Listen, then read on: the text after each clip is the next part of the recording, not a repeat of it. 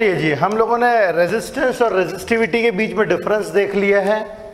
अब रेजिस्टिविटी के बारे में कुछ एक चीज़ें हमें पता होनी चाहिए और कुछ एक मटेरियल की रेजिस्टिविटी तो अगर याद भी हो जाए तो बहुत अच्छी बात है।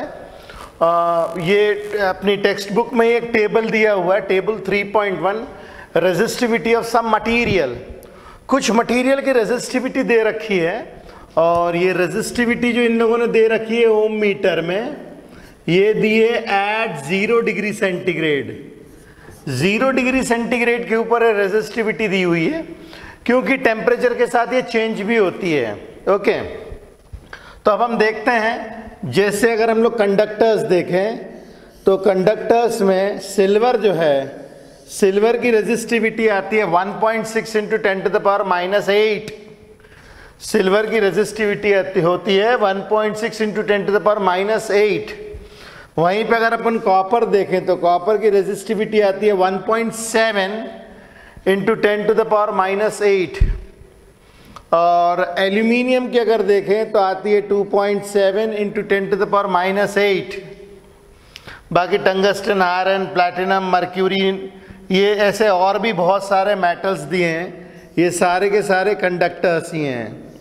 ये जितने कंडक्टर्स दिए हुए हैं, अगर आप कंडक्टिंग मटेरियल की बात करेंगे तो हम कंडक्टिंग मटेरियल इनके अलावा कोई भी नहीं लेते हैं।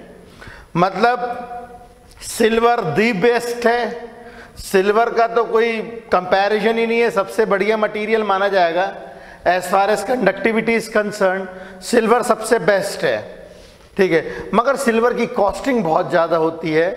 सिल्वर जो है अप्रॉक्सीमेटली 50,000 रुपये किलो आता है, 50,000 रुपीज़ के जी, 50,000 रुपीज़ पर के जी का अगर सिल्वर हम लोग वायर्स में लगाएंगे तो वायर्स हमें बहुत महंगे पड़ेंगे और इसकी कॉस्टिंग बहुत अधिक जाएगी।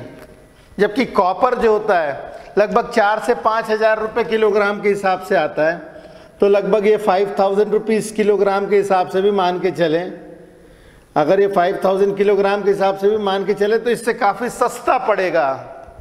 कॉपर जो है सस्ता मटेरियल है और कॉपर और सिल्वर में अगर आप देखें तो बहुत ज़्यादा डिफरेंस नहीं है रेजिस्टिविटी का। सिल्वर का 1.6 तो कॉपर का 1.7 इंटू 10⁻⁸।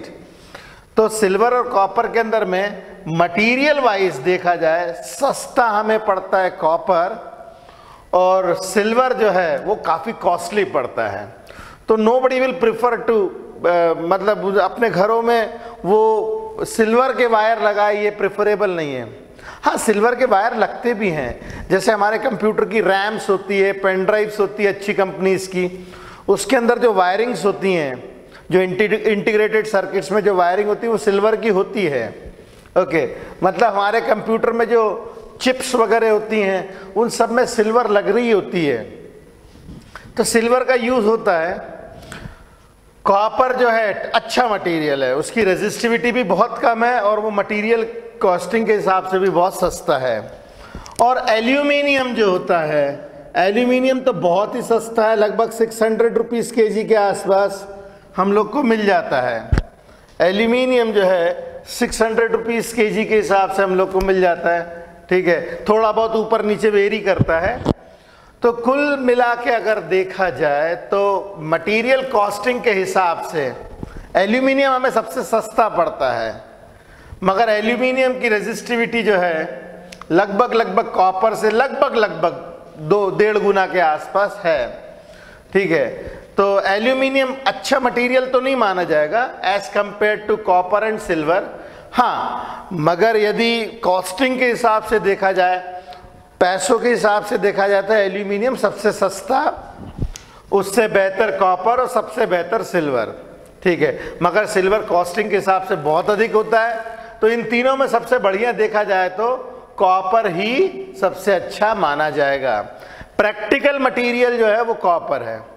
हम भी हमारे घरों में जब वायर्स लगाते हैं तो कॉपर के लगाना ही पसंद करते हैं, प्रिफरेबली कॉपर के ही लगाते हैं, क्योंकि कॉपर का जो मटेरियल है वो रिलायबल है, उसकी रेजिस्टिविटी कम है, मतलब इलेक्ट्रिक करंट को कम रोकेगा तो कम गर्म होगा, और हर तरीके से देखा जाए तो कॉपर बढ़िया है।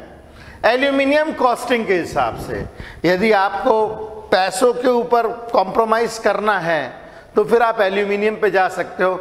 अदरवाइज कोई इंसान अगर खुद का घर बना रहा हो तो एल्यूमिनियम वो एक ही केस में जा सकता है कि वो अफोर्ड नहीं कर सकता, क्योंकि वायर्स तो ऐसी चीज़ है जो एक बार लगती है तो मतलब 25-25, 30-30 सालों तक लगी रहती है। तो ऐसे सिचुएशन में आप एल्यूमिनियम लगाओगे और कॉपर लगाओगे, कॉस्टिंग में ज़रूर डिफरेंस आएगा, मगर कॉपर इज़ प्रेफरेबल। ओके, चलिए बाकी जो है कंडक्टर्स की सभी की अगर आप रेजिस्टिविटी देखेंगे तो 10⁻⁻8 के आसपास ही आपको मिलेगी। उसके बाद एलॉयज देखेंगे, अगर हम एलॉयज देखेंगे जैसे नाइक्रोम हो गया, मैंगनीन हो गया, अगर हम एलॉय देखेंगे तो इनकी भी रेजिस्टिविटी जो है वो 10⁻⁻8 में होती है, मगर ये बड़ी वैल्यू होती है।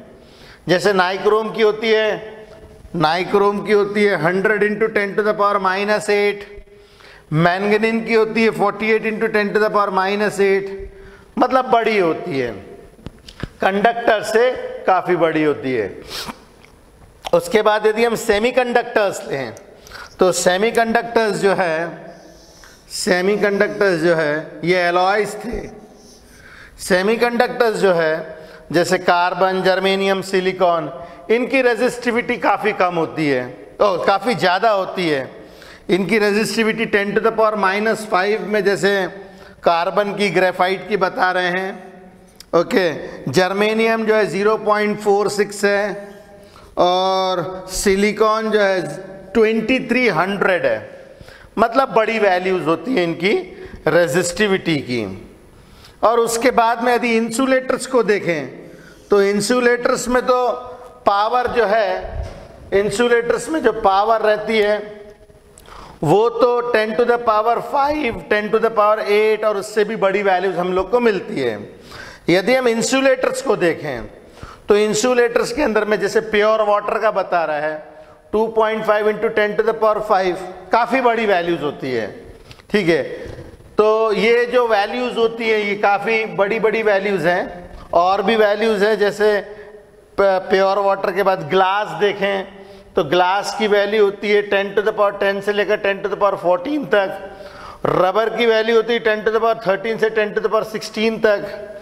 NaCl जो होती है 10⁻14 तक, और फ्यूज्ड क्वार्ट्ज की वैल्यू 10⁻16 तक। कुल मिला के अगर आप इंसुलेटर्स की रेजिस्टिविटी देखोगे तो पॉजिटिव पावर आएगा, बड़ी वैल्यू मिलेगी काफ़ी। और जो सेमीकंडक्टर्स होते हैं इनकी वैल्यू कुछ थाउजेंड्स में, पॉइंट्स में, इस तरीके से मिलेगी। और एलॉयज की जो रहती है बड़ी वैल्यूज होती है 10⁻⁻8 के आसपास पावर होता है। और कंडक्टर्स जो है इनकी वैल्यू छोटी होती है, 10⁻⁸ के आसपास पावर होता है। ये जनरल आइडिया हम लोग को होना चाहिए, मतलब किसकी कितनी रेजिस्टिविटी है। इससे हम लोग के दिमाग में एक सीन क्रिएट होता रहता है कि कौन सा वैल्यू, कौन सा मटेरियल किस पर्पस के लिए हम लोग इस्तेमाल करते हैं। क्योंकि मटेरियल इंसुलेटर्स हो सकते हैं, कंडक्टर्स हो सकते हैं, सेमीकंडक्टर्स हो सकते हैं, और ये भी one of the important parameter है जिससे हम लोग किसी भी मटेरियल को पहचानते हैं। ओके, तो अभी मैं समराइज कर देता हूं। अभी हमने जो टेबल देखा वो 0 डिग्री सेंटीग्रेड पे देखा हुआ है, और अगर टेम्परेचर वेरी होगा तो ये वैल्यूज भी चेंज हो जाएंगी। अगर टेम्परेचर चेंज होगा तो ये वैल्यूज भी चेंज हो जाएगी। ओके, तो ये जो वैल्यूज है वो टेम्परेचर डिपेंडेंट होती है। ठीक है, सबसे कम वैल्यूज होती कंडक्टर्स की, उससे ज़्यादा एलॉयज की, उससे ज़्यादा सेमीकंडक्टर्स की, और सबसे ज़्यादा इंसुलेटर्स की। Got the point? तो चलिए अब हम अगले टॉपिक पे चलते हैं, फटाफट इसको एक बार आप देखें।